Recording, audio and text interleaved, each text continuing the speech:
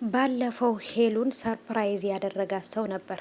ከአፍቃሪዎቿ ነው ወይንስ ከተመልካቾቿ? ማን ይመስላችኋል ሰርፕራይዝ ያደረጋት? እንደዚህ በልደቷ ቀን ፏፈሽ ብላ ፈካ ብላ ዘና ፈታ ብላ እንድትውል ያደረጋት ማን ነው? እኔ አንድ የጠረጠርኩት ሰው አለ። እናንተ ማንን ነው የጠረጠራችሁት? ከበፊት ፍቅረኛዋ ከነበረ አንድ ሰው ነው ይህንን ሰርፕራይዝ ያደረጋት። ልደቷ ነበር በነገራችን ላይ በዛን ሰዓት ማለት ነው። እንግዲህ እዚህ ጋር የተዘጋጀላት ከመኪና ውስጥ ያንን እቃ ሲያወጣው ምን እንደተሰማት እዩ ማለት ነው። ምክንያቱም ያልገመተችውና ይመጣልኛል ብላ ያልጠበቀችው ስጦታ ነበረ። ኦ ማይ ጋድ እውነት በጣም ነው የሚያምረው።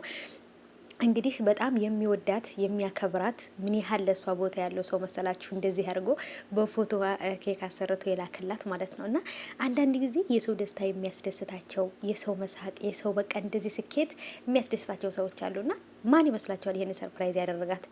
እንግዲህ ሶሻል ሚዲያ ላይ ፎቶዋን ወስዶ ነው እንደዚህ ያሰራላት እና በጣም የሚወዳት የሚያከብራት ሰው ነው እንደዚህ ሰርፕራይዝ ያደረጋት።